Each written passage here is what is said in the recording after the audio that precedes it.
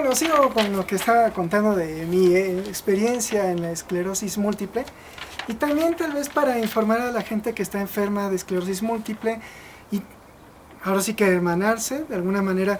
Por ejemplo, un compañero del posgrado, él está haciendo su doctorado en España, pero en su momento, como enfermo de esclerosis múltiple, de hecho de los pocos que habíamos en SFEM, yo en su momento dije, no, pues somos los únicos dos enfermos, pues yo pensé, somos los únicos dos enfermos de esclerosis múltiple aquí. De hecho, él me dijo al momento, cuando yo le dije, no, pues yo me enfermé de algo parecido a lo tuyo. Y me dijo, ah, ¿pero qué es? Ah, encefalomielitis aguda diseminada, porque yo le dije lo que al principio me dijo mi neurólogo. Ya después, cuando me terminó de confirmar, terminamos diciendo, bueno, pues, él me terminó diciendo, ah, ya ves, eres mi hermano de enfermedad. Él se fue a España y tengo que seguir hablando un tanto cuanto sobre el problema que uno tiene como enfermo. Uno como enfermo de esclerosis múltiple, como ya dije lo que dijo el Hospital General, esta enfermedad no es la enfermedad de las baratitas. Para esta razón, yo tengo que agradecer a la Asociación Mexicana de Esclerosis Múltiple, que mi neurólogo me contactó con esta, el doctor Gil Playas. Él me contactó con la presidenta de la Asociación Mexicana de Esclerosis Múltiple, no a mí, a mi familia, porque de hecho cuando tú quedas enfermo, te vuelves dependiente, te vuelves muy dependiente. De hecho, en su momento inicial, eres tan dependiente que, por ejemplo, cuando mi papá, yo no quería que él se enterara por las cuestiones de mi crisis con el Politécnico, yo no quería que él se enterara que yo estaba mal. Yo recuerdo que cuando él llegó, porque en su momento él, ahorita ya en Veracruz, por ejemplo, él se enfermó allá, pero de otras cosas, y está allá, a él le beneficia estar en Veracruz. Pero en su momento sí como que iba y venía. Mi mamá siempre estaba firme aquí en la casa. Y yo le decía a mi mamá que no se entere, que no sepa ni siquiera cómo estoy en el Politécnico, a ver cómo le hago. Y busqué por eso en varias maneras, pues capacitarme en todo lo que fuera. La UNAM estaba dando clases de complejidad y economía en la Torre 2 de Humanidades y iba para allá a aprender de complejidad y economía, porque eso de alguna manera tiene que ver con lo que yo hacía en ciencias físico-matemáticas. Ahora estoy entrando de oyente a C3, ¿no? Con Hutchinson. En su momento era un proyecto, no estaba construido el C3. Pero bueno. Y dije, bueno, pues, y ya cuando de repente me mina esta enfermedad me mina de tal forma que, pues ya dije, ¿no? Yo nada más manejaba con un ojo. Después, hasta para subir las escaleras, mi papá me llegó a decir, oye, tú subes las escaleras todo turluco. Yo como que decía, bueno, sí es que me estoy poniendo mal, pero no tan grave. Por ejemplo, cuando yo empezaba, yo fui al metro de vez en cuando, iba al metro con unos amigos. Yo soy cristiano, de repente en una reunión cristiana, en una iglesia, por el metro, pues yo fui y le pedí a un amigo, porque no sabía bien qué era esta enfermedad. Yo decía, no es esclerosis múltiple, porque me había enterado por mi primer amigo, compañero de la escuela, de lo que era la enfermedad, pero no se veía como lo que él me decía. Esclerosis múltiple es tan compleja que no se parece sus síntomas de un enfermo a otro. Por eso dije, no, yo lo descarté al principio. ¿Y qué resultó? Bueno, termino de decir. Lo que ocurrió en el metro, pues mi amigo, como a lo máximo que me acompañó fue a unas escaleras y me dijo, bueno, ahí tú te encargas de bajar y de irte. Pues me tuve que encargar de cómo bajar e irme y hasta me daba cosa, porque sientes tanto miedo de tomar incluso el metro, de que dices, ni me le acerco ni a la línea amarilla esa, porque si no, siento que por accidente me puedo caer y me puede arrollar el metro. Tan grave es esta enfermedad al principio. Otro amigo que resultó el tercero que conocí de esclerosis múltiple, también él estudió en EUPITA, pero en el posgrado también está en SFEM. Él me llegó a decir que, por ejemplo, a veces, y eso sí me pasó, al final, yo creo que de manera intermitente no tienes control de tus esfínteres. Entonces imaginen lo que pasaba de vez en cuando, él sentado y pues un accidente, ¿no? Y lo bueno que no le pasó con el esfínter el esfínter fecal, le pasaba con el esfínter urinario.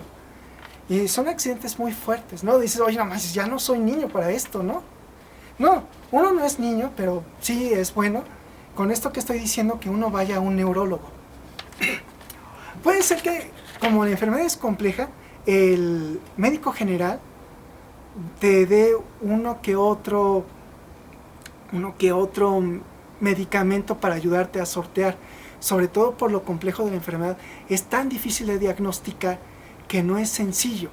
Ya cuando al fin llega con el especialista, el neurólogo ya te termina de dictaminar, y no cualquier neurólogo.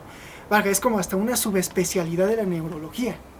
Y en ese sentido, yo recomiendo de antemano, si esto que te estoy diciendo lo estás teniendo, ve con un neurólogo para que él termine de descartarlo, o bien te dictamine qué es esto. Y si te dictamina que es la esclerosis múltiple, más te vale que tengas seguro social en México. Y lo digo porque, primero, lo que dije, ¿no? En el sexenio pasado, el Hospital General casi ya iba para este sexenio a hacer una especie de negocio. Ya las enfermedades ya no iba a ser una atención de salubridad, esto iba a ser una atención de clientelismo, de que cuánto dinero tienes, así yo te voy a atender. O sea que si tú eres un rico empresario como Claudio X González, pues así te iban a atender. Pero si eres un enfermo de Tepito, o un enfermo por ejemplo, yo donde estoy viviendo, un enfermo de Tequesquinahuac, un enfermo de los barrios de San Rafael, de Tlalnepantla, pues así también te iban a atender. Y no te iban a atender muy bien. Alguien diría, oye, pero el Seguro Social ni siquiera te atiende bien. Claro que no, te atienden bien. Pero yo me refiero en particular a los que estamos enfermos de estas enfermedades que no son para nada baratas. Así también te iban a atender. Porque con base a como tú dieras dinero, así te iban a atender. Alguien diría, pero así ya te siguen atendiendo aquí. Es cierto. Pero, aquí yo lo tengo que decir, contando mi experiencia. Primero, tengo que agradecer a la Asociación Mexicana de Esclerosis Múltiple, de que mi neurólogo, cuando me puso con esta asociación, ellos lo único que me pidieron era un donativo accesible para uno. No era un donativo de muchos miles y millones de pesos, no, para nada. Es un donativo hasta a veces un poco tanto simbólico, aunque sí, tal vez para uno de clase media, tal vez para gente de menos poder adquisitivo, juntar 1,500 pesos al mes sí es un gasto fuerte. Pero las fundaciones, las asociaciones internacionales de esclerosis múltiple nos han echado la mano, por ejemplo, a mí, en cuanto lo principal en su momento, aunque también daban terapia, te dan terapia psicológica, o sea, te ayudan con psicólogos, te ayudan con ir con fisioterapeutas para ir recuperando la movilidad, porque uno en la esclerosis múltiple se parece un poquito a la enfermedad de Stephen Hawking. Él sí, de hecho yo cuando mi hermano es neurólogo, me dijo que tenía esta enfermedad, yo sí le pregunté. Y tardé en preguntarle porque hasta es difícil a veces articular palabras. La misma de Stephen Hawking. Y él se me quedó viendo como extrañado y riendo y dijo, no hermano, te tocó lo más leve para el que no está enfermo, el neurólogo que no está enfermo, ¿no? Pero sí te mina, o sea, te destruye. Sobre todo que estás enfermo, porque tú estás pensando, y es lo que se dice para todos los que estamos enfermos, tú tienes un proyecto de vida, te destruye por algunos años tu proyecto de vida, porque tienes que recuperar la movilidad, recuperar la caminata, recuperar, volver a escribir, recuperar muchas cosas que pierdes por causa de este sistema inmunológico loco que confunde a un virus con la mielina, con las vainas de mielina del cerebro. ¿Qué son las vainas de mielina? Rápido. Las neuronas, para conectarse entre sí y puedan tener eficiencia de comunicación de sinapsis, necesitan lo que son los axones. Los axones están cubiertos por vainas de mielina, de tal forma que son los que permiten la eficiencia de comunicación. Si dañas a las vainas de mielina, se disipa la comunicación y por lo cual la señal que emite una neurona no llega a la otra. Esto multiplíquenlo por la red neuronal y hay problemas de comunicación en el cerebro. Tan grave se vuelve el problema de comunicación en el cerebro que, por ejemplo, yo perdí la visión, tuve visión doble, perdí la caminata, tuve caminata turuluca, como dice mi papá, tenía problemas de equilibrio, que yo sentía miedo de caerme en el metro, perdí todo eso, perdí poder teclear bien en la computadora, perdí poder hablar bien, perdí todo ello. Esos son los problemas de comunicación que yo tuve, pero como dije, son diferentes entre enfermo y enfermo. Por eso si alguien tiene un poco de ese tipo de diagnósticos, pues sí, ve con tu médico general, pero si se puede, también ve con un neurólogo, para que te termine de descartar o de asentar y decirte, sí, tienes esta enfermedad. Esta enfermedad es cara. La caja de interferón, así fuera de PISA, es cara. Esta Gabriela Sea, de Conoce la Esclerosis Múltiple, dice que son como alrededor de 25,000 pesos. Yo recuerdo que porque de vez en cuando de AMEM, porque eran donativos entre comillas, porque era lo que le sobraba al Seguro Social, y eso entre comillas le sobraba, yo no sé por qué le sobraba, allá cada administración de Seguro Social, pues nos daba hasta medicamento caduco. Yo me acuerdo que me dieron de 3 meses de caducidad, en que yo le dije a mi mamá, no, espérate, ya, 3 meses de caducidad está mal. Le dije a mi neurólogo y me dijo, no, no te mediques con eso, si tiene 3 meses de caducidad, ya devuélveselos a los de AMEM. O sea, imagínense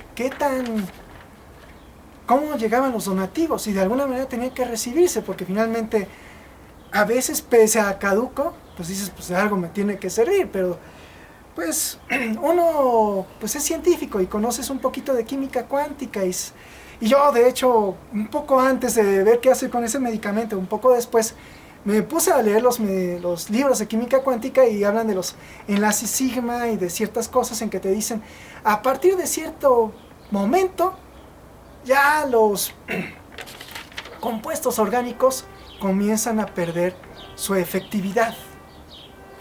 Y en ese sentido dije, pues no, ya, o sea, pues por ahí hay una fecha de caducidad. Que ahorita ya hay debates entre especialistas, pero uno dice, bueno, yo sé lo que dice la naturaleza. Si hasta yo, que hice mi tesis de partículas elementales, existe una tasa de decaimiento de una partícula elemental, como un electrón, bueno, como un neutrón, que dura 15 minutos solo, y puede durar mucho tiempo si está acompañado con protones, pues con mayor razón los compuestos químicos tienen decaimiento.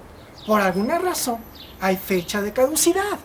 Por alguna razón, si tienes una manzana de más de 3 meses, pues ya no te la comes, ¿no?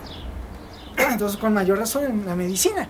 Lamentablemente pues eso pasaba, yo sé, ni los de AMEM lo buscan, ¿eh? Porque los de AMEM pues dicen, pues ni más es lo que me dan. O sea, si tú no lo quieres, me lo regresas y a ver qué hacemos. Yo tuve que regresar en su momento. Hubo momentos en que no me ponía la medicina por esa misma razón. Y pues bueno, y eso pasaba. Estoy hablando del México del sexenio pasado, porque todo esto, lo que estoy diciendo es desde que yo me enfermé. Y yo me enfermé desde el 2015. Y eso, lo que estoy diciendo, este es el sexenio pasado. Yo no sé cómo se administraría el Hospital General, que ya planeaban, pues que ahora sí que con mi dinero yo me pagara mi propia medicina y a ver cómo me moría, ¿no? Si es que me tuviera que morir. Y que aparte también hay que pagarle a los especialistas. O sea, quién sabe qué planeaba. Y para ello hay que agradecer a los gobiernos de Noruega, Dinamarca, de los países felices, vamos a llamarle así, los países felices. Los estudios, cuando yo empecé mi maestría, había estudios de economía en que hablaban de que había países que eran felices por causa de su economía. El gobierno velaba por su salud de todos los enfermos. Y de los no enfermos, ¿no? Velaba por la salud. Velaba por la educación. Valga, el gobierno se dedicaba por los viejitos, ¿no? Y en ese sentido, se agradece ese tipo de gobiernos. Es cierto que en cuanto a este agradecimiento a estos gobiernos se tiene que agradecer pues ya al gobierno actual. Porque el gobierno actual, y esto lo dice la neuróloga que entrevistó Gabriela Sea, en particular para la medicina que yo tomo, hago un tercer video,